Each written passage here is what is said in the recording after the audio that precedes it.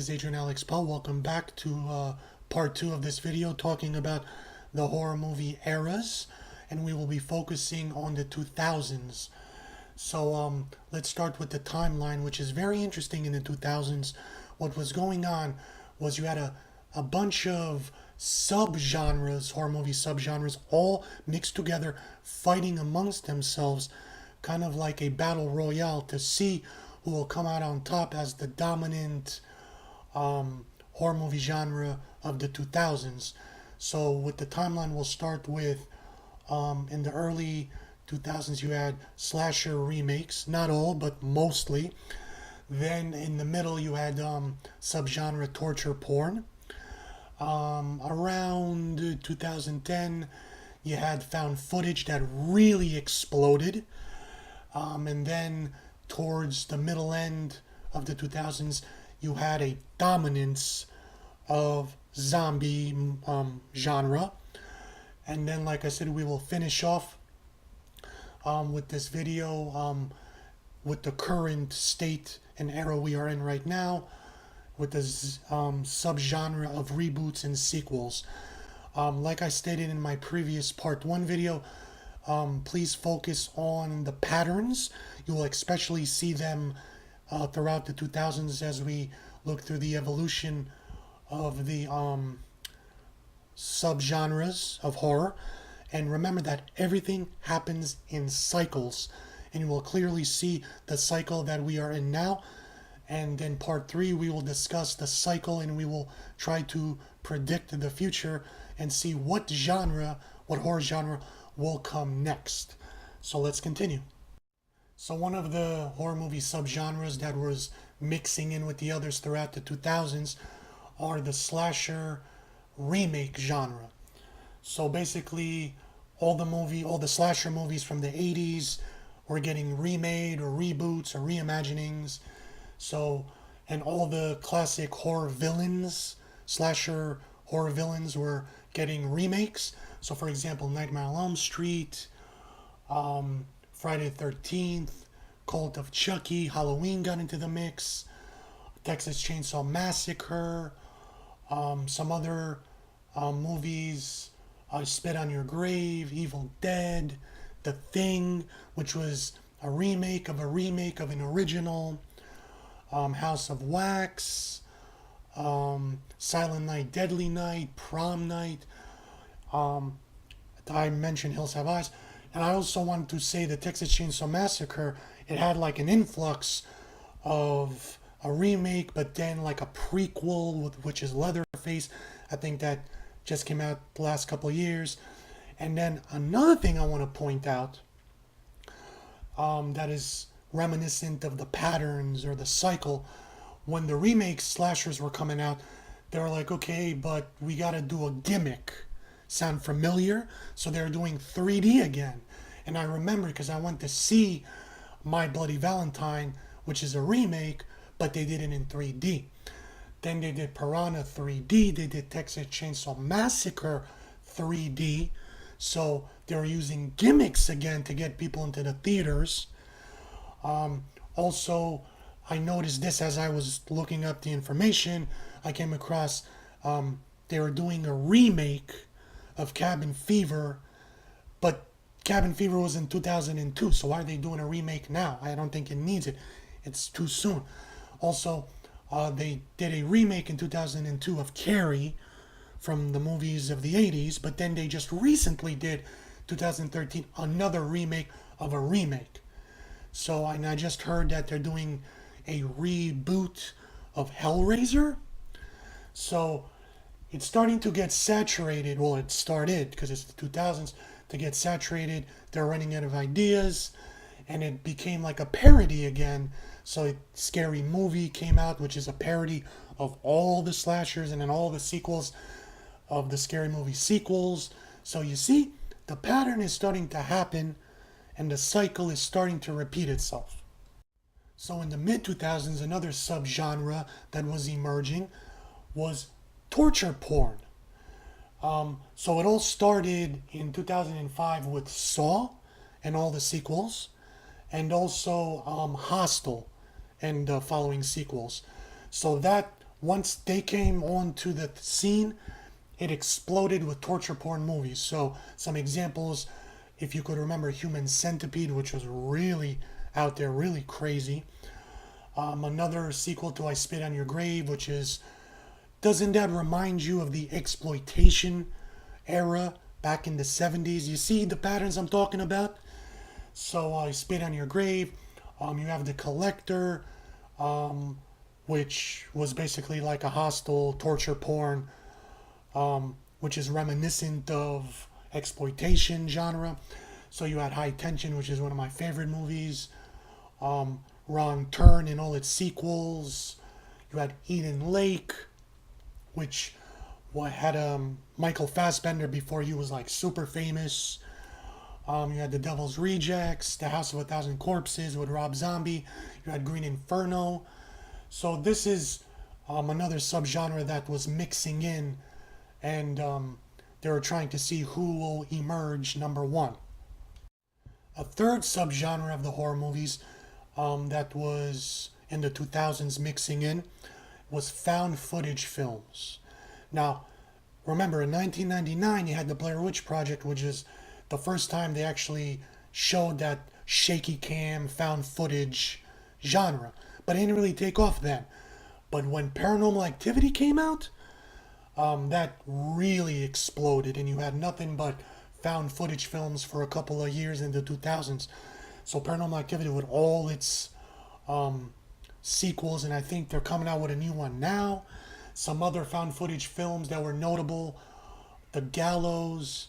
You had VHS or Record, which was basically VHS. You had Chernobyl Diaries, Quarantine, which was a found footage zombie film. There was a movie that I didn't see, but I know it's found footage. I believe it was called As Above, As Below. You also had Apollo 8, which was really good. I really liked it. And then you had the Blair Witch Project, which was a reboot of the 1999, and they kept it the found footage, genre part of it. So this was another subgenre into the mix. And finally, the last subgenre of horror that you could say was a clear winner and emerged as the top, horror genre is the zombie apocalypse film genre.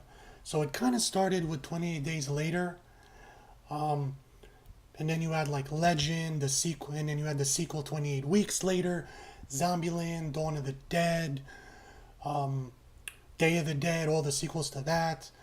You had Maggie, which with Arnold Schwarzenegger. You had Warm Bodies, which was like a zombie love movie that wasn't too serious, I guess. Still had Quarantine, Planet Terror, which was like a grindhouse film. You had Resident Evil and all its sequels. But then, when you had Walking Dead, the TV show, come out, that's like mixing with all the movies, the zombie movies. That's when it truly exploded and it just took over. And I guess you could say it was the clear winner and it dominated. And just recently, I think it's starting to die off or becoming saturated. You also had Shaun of the Dead, which was getting into parody territory, stuff like that. So people, I don't know if they're maybe they're tired of it, but I noticed it's starting to die down. Even The Walking Dead is kind of getting repetitive, and people are anticipating something new. So I guess this was the final subgenre that really stood out in its dominance. And now we finally arrived to the current era that we are in, and I guess the horror genre that is going on right now is, you could call it the reboot slash sequel, or reboot, reimagining, prequel genre. So basically, it's nothing original. I mean, not every single movie or horror movie that comes out is not original. There are some original movies out there, but mostly it's being dominated by just reboots or remakes or sequels of the old um, movies, the old genres, which are remakes of remakes, really. So, for example, Poltergeist um, is a reboot of that. You had It, you had Halloween, which I noticed that now instead of just doing reboots, they're like, okay, we're gonna cut out everything that happened after the first or second sequel or movie and just start over like all the other sequels and movies never happened.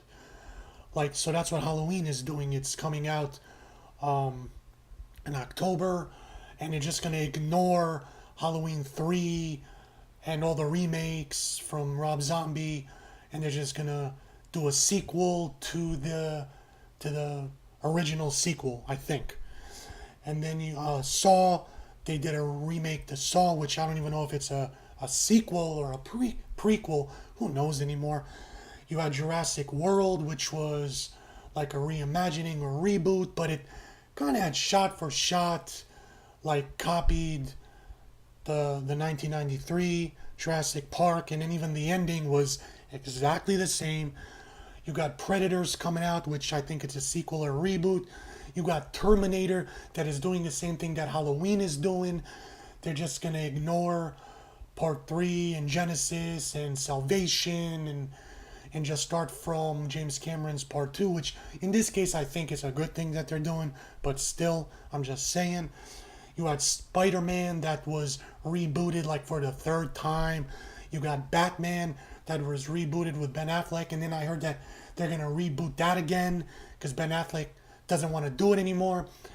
And then another thing I noticed with the reboots and remakes of this current era is they're remaking old films but with all female casts. Like Ghostbusters and Ocean's 11, they're coming out with a reboot but with all women. And I think like that one movie Bachelor Party, or I forget what's it called, they did that with all women.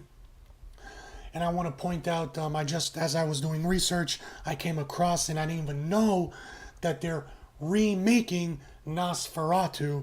I think it either already came out or it's going to come out this year. So, also want to point out, which is very ironic because I told you everything happens in cycles.